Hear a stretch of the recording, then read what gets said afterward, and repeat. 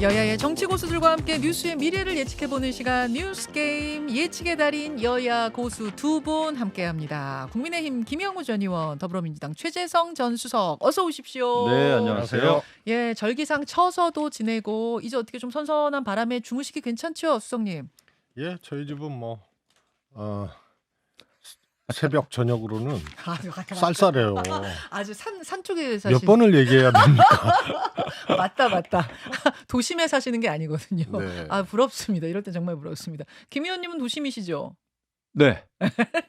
잘 자고 있어요. 잘 자고 있어요. 예, 우리 아주 또 귀여운 그 반려견 강아지가 예. 저를 아주 잘 재우고 있습니다. 반려견에 분위기 좋습니다. 아니 이제 절기상 처서 지나고 선선한 바람 불어오기 시작하니까 총선의 계절이 가까워지는 게 느껴져요. 그 본론 들어가기 전에 지난 전당대회 도중 중도에 하차해서 두문불출하던 나경원 전 의원의 어제 소식을 잠깐만 짚고 가겠습니다. 큰 행사를 개최하면서 화려하게 어제 복귀를 했습니다. 그리고 축사를 누가 했느냐? 전당대회 때의 라이벌 김기현 대표. 잠깐 그 장면 보실까요? 국민의힘 보수당의 그야말로 아이콘이고 또 최고의 리더 아니겠습니까? 이 배지가 이렇게 이런 게 그거 필요하겠죠. 계급장이 좀 있어야 일을 하지 않습니까? 여러분 그렇죠? 수도권은 항상 위기이자 또 기회이기도 하다고 생각을 합니다. 저희가 모두 사실 자만하지 않고 끝까지 국민들의 마음을 얻기 위한 노력을 계속하는 것이 중요하지 않나. 네. 이거는 이 장면을 어제 화제의 그 장면을 보신 촌평 최수성님. 몸풀기가 확실하죠. 예. 총선 몸풀기. 근데 거기에 전당대회 때 나경원 대표가 결국은 출마를 안 했잖아요. 네. 그때 연판장 돌린 초선들 있잖아요. 네. 그중 일부가 또 저 행사에 참여도 했거든요. 아, 어제요? 예. 근데 제가 보기엔 나경원 의원은 출마할지 몰라도 네.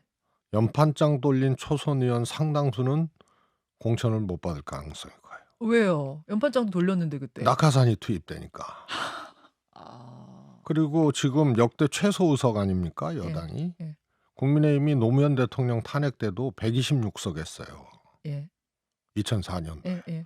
최소 의석인데 그거는 국민의힘 황금 지역구에서만 당선됐다는 얘기거든요. 그런 거죠. 예. 그래서 지금 현역들이 황금 지역구에 있는 현역들이에요. 맞아요. 예. 그러면 검찰 출신이던 낙하산들이 투입이 되면 황금 지역구로 가는 거거든. 그래서 나경원 주저앉히기 위해서 연판장 돌린 선봉대 역할을 했던 초선 의원들이 저 행사에 일부가 참여를 했으나 나경원은 출마하고 연판장 돌린 초선 의원들은 물먹는 사람들이 다수가 생긴다. 야, 이 장면을 보시는군요. 최수성님은 저 장면 보면서 그걸 포착하시는군요. 참 정치가요. 비정해요? 끄덕끄덕 하셨어요. 그거 모르고 그냥 앞장선 거죠. 연판장에. 네. 자, 저 장면을 보시는 김영우 전 의원의 심정은 더 좀 복잡 미묘하실 것 같은데 어떠세요? 그 내년 총선 저는 신호탄이다 생각을 하고 일단 신호탄. 예. 그 나경원 일병 구하기인 것 같아요. 일병은 아니죠. 나경원 의원은 원내대표까지 한 정치 경력이 많은 정치인인데 지난 전당대회 때는 어려웠습니다만은 관계도 좀 서먹서먹했고 하지만 결국 그때 김나연대도 좀 했고 그다음에 내년 총선을 앞두고 당 지도부 김기현 대표를 비롯해서 어제 보니까 대거 출두를 했어요. 어제 쫙 왔어요. 어제 원내대표, 왔어요. 정책위 의장 다 갔습니다. 기후 행사였는데. 예. 결국은 내년 총선을 임하는 이 그 지도부의 어떤 태도가 뭐라 그럴까요? 좀 바뀐 거죠. 이게 굉장히 위기 의식도 있는 거고 어떻게 보면. 수도권 위기론. 예. 그래서 저는 수도권 선거를 돌파할 수 있는 승리를 위해서는 이제 다국적군 꾸려야 된다. 당 내지만. 다국적군. 예, 꾸려야 된다. 이거 본선 경쟁력 있는 선수들 차출해야죠. 예, 그런 차원에서 이제 내년 총선 총력전이다.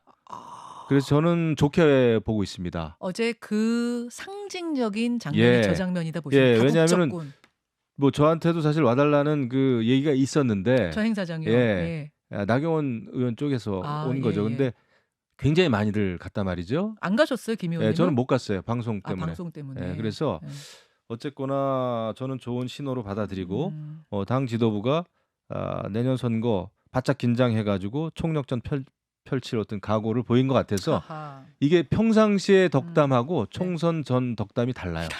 총선 덕담은 달라요? 아주 뭐 금빛 덕담이죠. 최고의 찬사. 그럼요. 계급장 얘기까지 했는데 그 계급장이 뭐냐 이거는 이제 조금 우리가 지켜봐야 되겠습니다만은 뭐 좋을 겁니다. 근데 되짚어 보면요. 저출산고령화 부위원장 했잖아요. 맞아요.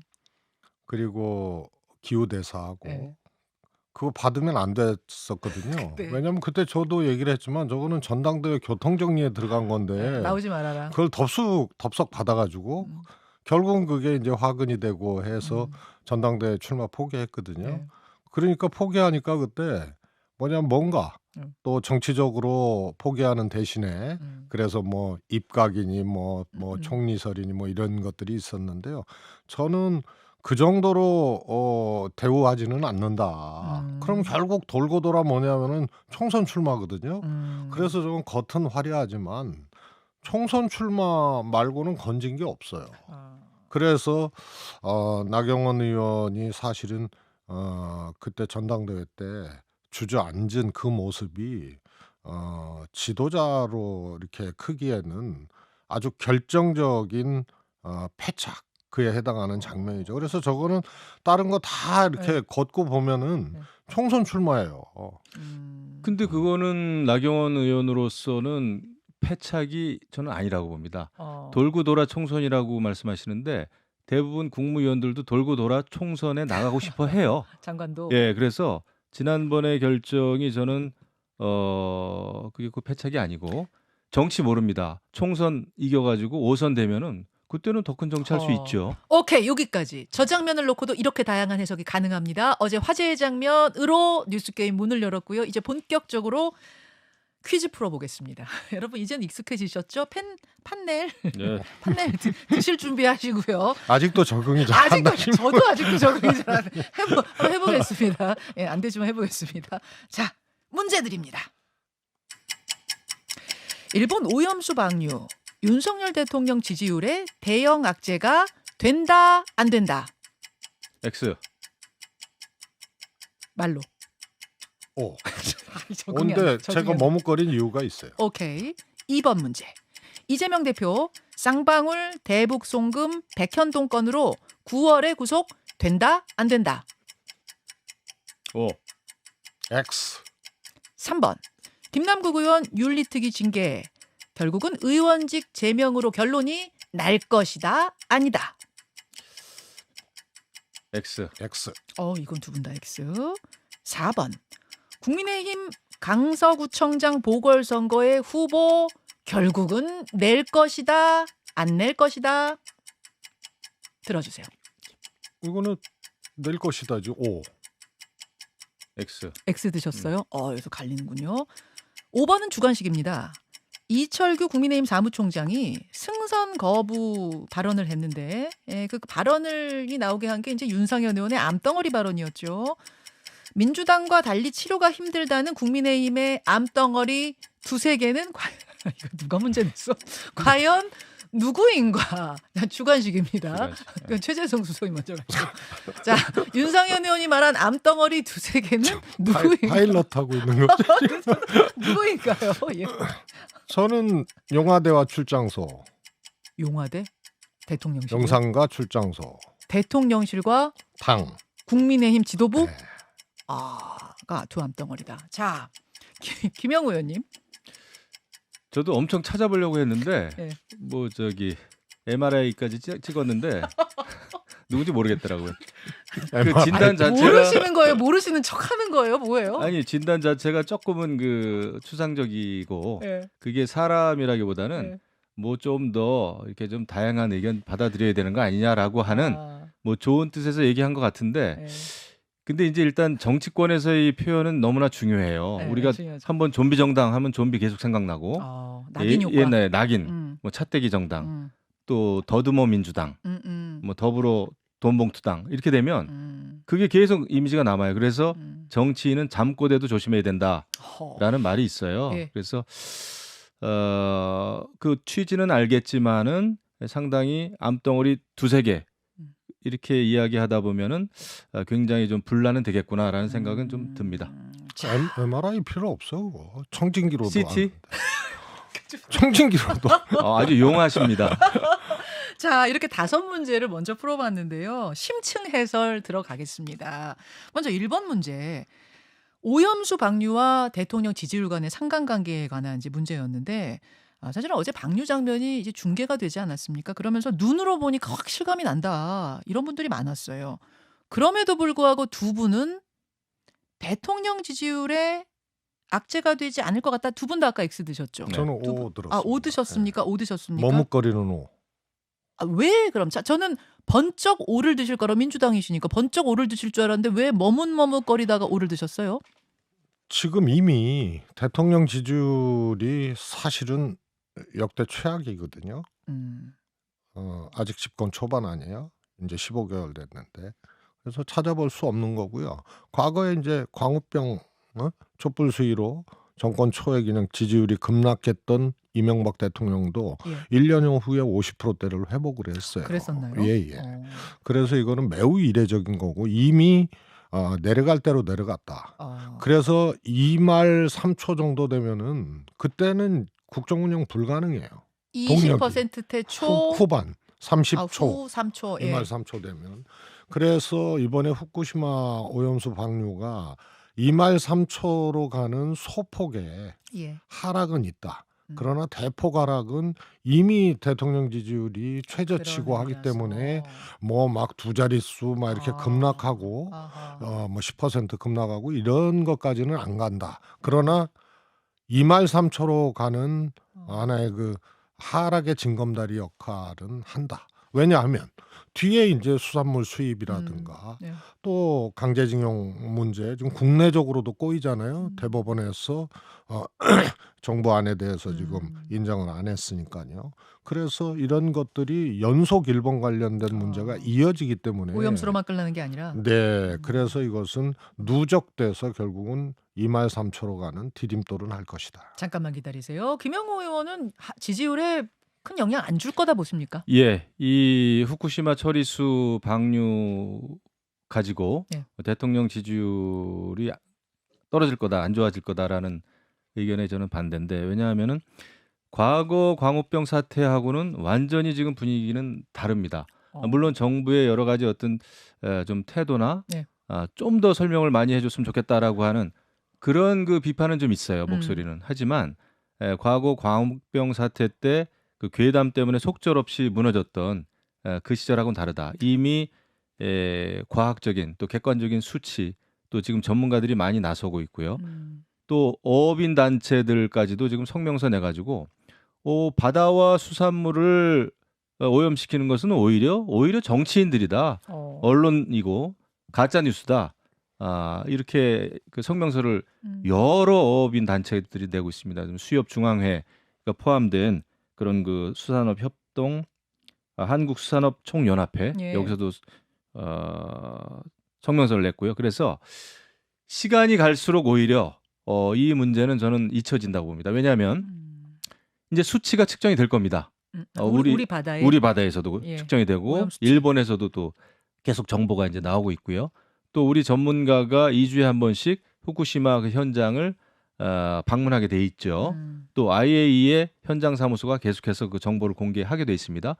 그리고 이 기준치가 문제예요. 기준치보다 높게 나오면은 그때는 우리가 이제 조업도 중단하겠다. 이렇게 이제 수산인들, 어업인들도 얘기하는데 그렇습니다. 이미 현실로 받아들인 거죠. 방류 자체는. 그것 때문에 저는 지난 예전하고는 다르다. 알겠습니다. 괴담이 과학을 이길 수 없다. 생각합니다. 이런 이제 기조하에서 정부가 대통령실이 만든 거죠. 오염수와 관련된 영상물을 하나 만들어서 배포를 했는데 이게 무려 1,600만 회, 1,600만 뷰 조회수를 기록하면서 이거 혹시 무슨 조작 프로그램 돌린 거 아니야? 이렇게 또 논란이 튀기도 했어요. 이 논란은 최수정님 이건 어떻게 보셨어요? 그게 뭐 광고 클릭 때문에 그게 조회수에 반영됐다는 얘기인데 실제로 뭐 그런 것 같아요. 아, 광고를 여기저기 많이 실었기 네네. 때문에 많이들 그래서 눌렀을 거다. 유튜브 제작만 한 것이 아니고 이제 아. 광고비 지출을 하니까 그런 것이 이제 조회수로 반영이 된다는 얘기인데 뭐 그런 요인이 큰 것 같아요. 아, 그럴 수 있습니까? 예. 근데 이제 저는 뭐 이 정부의 태도죠. 이 오염수를 대하는. 그래서 무조건 일본의 어떤 뭐 홍보부 대변인 같은 역할을 하잖아요. 그래서 홍보 영상까지 만들어서 이렇게 돌리고 거기에 예산을 쓰고 그래서 일본 정부의 대변인 같은 역할을 하는 것에 대한 문제의식들이 더 크지 않나 싶고요. 예를 들어서 우리가 일본에 다 거부당한 거 아니에요? 구체적인 어떤 데이터도 넘겨받지 못하고 또 방류 이후에 우리 한국에서 그 원전에 이제 상주하겠다 이런 것도 거절당했거든요. 그냥 이제 가서 보는 걸로 했죠. 2주에 한 번씩 가서 네. 보는 거고 상주도 우리는 선의를 갖고 얘기를 했는데 그것도 이제 거절당한 거고요. IAEA도 도쿄전력들의 행위에 대한 관찰이지 구체적인 내용에 대한 접근이 안 되거든요. 하여튼 뭐 이런 거는 많이 토론을 했으니까. 네.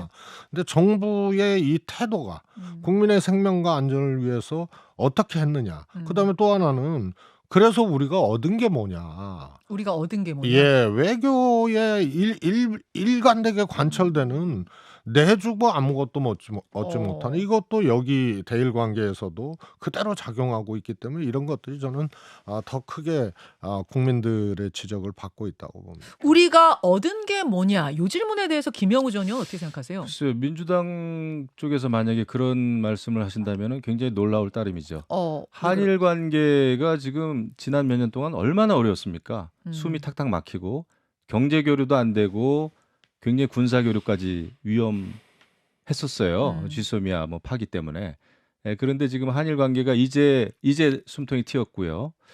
그리고 저는 그 홍보 영상 그러시는데 대한민국 국민이면은 궁금해서라도 보게 됩니다. 저도 여러 번 봤는데 홍보 영상이 아니에요. 팩트에 대한 전달이고.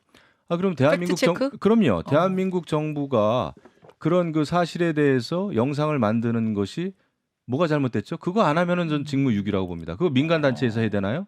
아니죠. 그리고 거기 보면은 후쿠시마 그 앞바다 그 해류가 4-5년 뒤에야 이제 우리 앞바다로 오는데 우리 한반도 쪽으로 오는데 그런 것을 잘 설명을 했습니다. 삼중 수소가 표준치보다 뭐 10만 분의 1 이상으로 떨어지고 그래서 그렇게 국민을 안심시켜야 되는 그런 그 책무와 의무를 가진 정부로서는 당연히 만들어야 된다. 전 1,600만 이거 광고만으로 나올 수 없는 숫자입니다. 국민들이 궁금하니까 보신 거예요. 궁금해서 자발적으로 보신 거예요. 광고를 많이 심었기 때문이 아닐 것이다. 예, 그래서 저는 그거 굉장히 필요한 영상이었다.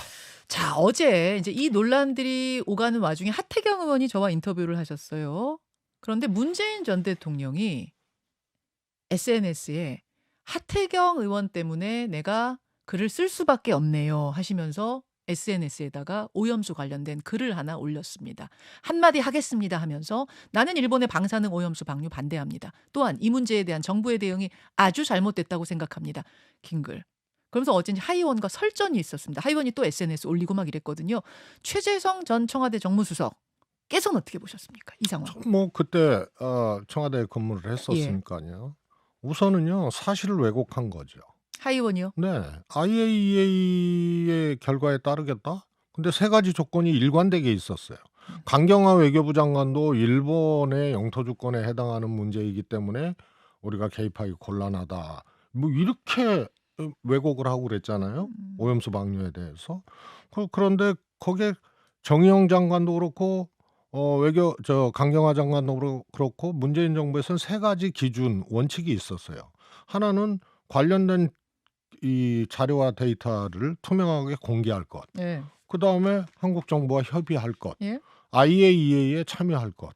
이거거든요. 세 가지 다 안 지켜졌어요. IAEA가 가서 했잖아요. 아닙니다. 조사. 문재인 정부 때는 IAEA 일원으로만 가는 것이 아니고 IAEA에 한국 대표를 포함을 시키되 독자적인 검증을 전제로 한 거예요. 그러면 저 문재인 전 대통령이 내가 사실 그전까지는 오염수 관련된 글이 없었는데 참다 올린 겁니까? 저 어떻게 들으면서 이제 뭐 가까운 아니 분이시니까 전직 어떻게 들으셨어요? 대통령이 지금 이 정부에서는 오염수 방류를 방치 내지는 지금 오히려 홍보하고 있는 거 아니에요? 그래서 전직 대통령이 그거에 대해서 언급하면은 또 일종의 이제 정쟁이 되기 때문에 참아왔는데 계속 이것뿐만이 아니고 하여튼 입열면 문재인 아니에요. 그래서 이건 완전히 전문대예요. 전문대가 뭐예요? 윤석열 대통령. 전부 문재인 대통령 탓이다? 탓을 하는 대통령이 지금 윤석열 대통령 아닙니까? 저거를 읽으면서 딱 측근으로서 느낀 느낌은 정말 참다 터지셨구나 이런 느낌? 사실과 다르고 예. 그동안 발언을 자제해 왔는데 끌어들인 거 아니에요. 근데 사실 왜곡을 안 했으면은 뭐 계속 침묵하고 계셨겠지만 정의용 장관도 그랬고 문재인 대통령은 민주당과 입장이 달랐다라고 그렇게 하태경 의원이 왜곡을 해버리는데요. 전혀 다르니까 그거에 대해서 말씀을 안 하실 수가 없었던 거죠. 자, 김영우 의원님. 저는 사실 문재인 전 대통령이 참다 얘기한 게 아니라고 봅니다. 참지도 않으셨고요. 사실 전 대통령으로서 초에 묻히고 싶다라는 말씀 대국민 약속도 하셨지만은 정면으로 깨셨죠. 잼버리 대회만 해도 문재인 전 대통령은 국격이 무너지고 나라가 무너져서 나라를 다시 세워야 되겠다. 아니 무슨 양산에서 독립운동하세요? 그리고 전직 대통령까지 이렇게 나서시면은 정말 정면으로 구정권, 현 정권 전쟁밖에 안 됩니다. 전쟁. 그렇죠. 그래서 전직 대통령은 그래도 국민 통합을 위해서 덕담을 해주시면 모를까. 이렇게 사사건건 저는 나서시면은 이것은 내년 총선 앞두고 말이죠. 모든 그럼 현역 의원들 전쟁 치르게 돼 있습니다 지금. 그래서 저는 그 하태경 의원하고 이렇게 설전 벌이시는 게 저는 정말 좋게 안 보여요. 왜곡 때문에 그랬다고 하는데 그러면은 왜곡된 부분을 바로 잡겠다고 생각했으면은 본인이 아니라 다른 뭐 참모나 그때 뭐 이렇게 했어야 홍보수석 된다? 그때 뭐 책임을 맡았던 그 분들이 많이 있잖아요. 그분들이 충분히 하실 수 있죠. 지금 그럼 뭐 박근혜 대통령 나서고 이명박 대통령 나서고 뭐 이래야 되겠습니까? 저는 그것은 굉장히 좀 위험하다. 참으셨어야 된다. 예, 위험하다 생각합니다. 이거는 정말 저는 앞으로 이 정치적인 어떤 발언 개입 이런 것들은 여전히 안 하실 거라고 보거든요. 근데 이거는 대통령을 직접 언급했고 특히 대통령이 소속된 정당 민주당과 입장이 문 대통령이 달랐다라고 사실 왜곡을 했기 때문에 일종의 이제 해명성 이런 거고요. 그래서 선을 넘었다 보시는 거예요. 그럼요. 그 문 대통령을 끌어들인 거고 그다음에 김영희 의원께서 문 대통령을 마치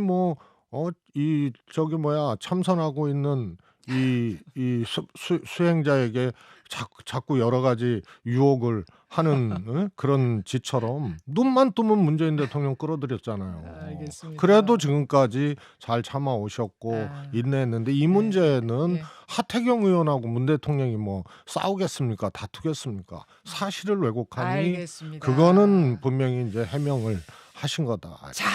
자, 어제 이제 화제의 장면들을 좀 모아서 오염수 얘기를 해봤고 아직도 1번 문제에서 벗어나질 못했습니다. 우리가 2번 문제로 1번 문제가 1번 문제. 1번 문제가 1번 문제였어요. 거의 아재 개그로 지금. 짧게 민주당에 관한 2번 문제, 3번 문제 좀 가봐야겠는데요. 어제 무슨 일이 있었냐면요. 여러분 민주당이 임시국회 회기 8월 말까지 잡혀있던 걸 종료했습니다. 단축시켰습니다. 단독으로 회기 단축 결정을 내리고 일주일을 만들었어요. 비회기 기간을. 요거는 검찰한테 비회기 기간 일주일 만들었으니 이때 구속영장 청구해라. 이제 이렇게 하는 일종의 이제 명분 쌓기? 명분 준 거다. 뭐 이렇게 얘기를 하고요. 검찰에선 또 무슨 일을 어제 했느냐.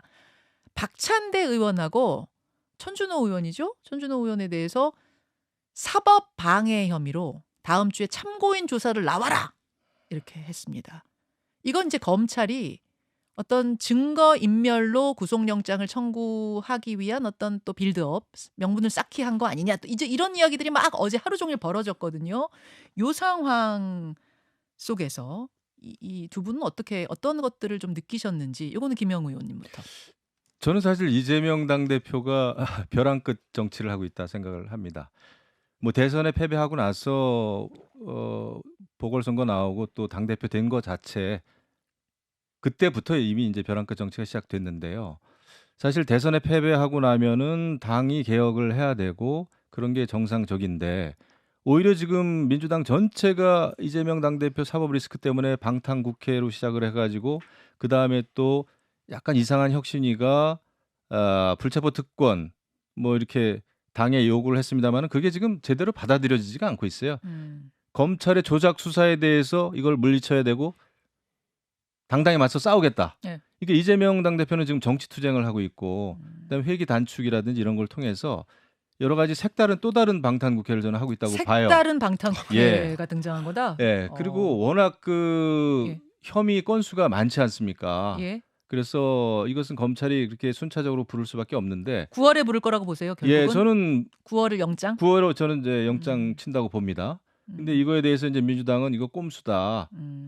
시험 때 올려놓는 거다 말이죠. 민주당을 뭐 이렇게 얘기하고 검찰이나 뭐 여당으로서는 꽃놀이패다 얘기해가지고 또 한동훈 법무부 장관하고 설전이 있었습니다만. 꽃놀이패 설전이 있었죠. 예, 제가 볼 때는 민주당은 헤어나올 수 없는 수렁으로 빠져들고 있다. 수렁으로 빠져들고 왜냐? 있다. 이재명 당대표의 벼랑 끝 정치 때문에. 오케이, 자 거기까지 최수성님 마지막 한 말씀이요. 예, 저는 정기국회 회기 중에 체포영장을 올릴 거다 이렇게 누차례 얘기했습니다. 몇 달 전부터. 9월 이후. 검찰이 정치적 시간표를 짜고 하는 거다 이런 이제 확신이 들어요. 왜냐하면 이게 윤 대통령 취임 1주년 때 시작됐던 수사라면 이해가 가요. 그러나 2년 가까이 수사해놓고 8월에도 영장을 못 치고 굳이 국회 개원하고 치겠다는 거는 그거는 정치적 시간표를 짜고 한다는 생각밖에 안 들죠. 그래서 수사기간도 충분했고 전대미문에 지금 수사를 한 거 아닙니까? 검사 70명 붙여가지고. 그런데 8월에 영장을 안 치고 굳이 9월에 친다. 이런 것은 정말 민주당이 정치검찰하고 싸울 수밖에 없어요. 자, 여기까지 오늘 문제 해설. 예, 시간이 정말 빠르게 흘러가네요. 여기까지 해설 듣고 또 다음 뉴스 게임 기대하겠습니다. 김영우 전 의원님, 최재성 전 수석님 오늘 고맙습니다. 감사합니다. 네, 감사합니다. 김현정의 뉴스쇼는 시청자 여러분의 참여를 기다립니다. 구독과 좋아요, 댓글 잊지 않으셨죠?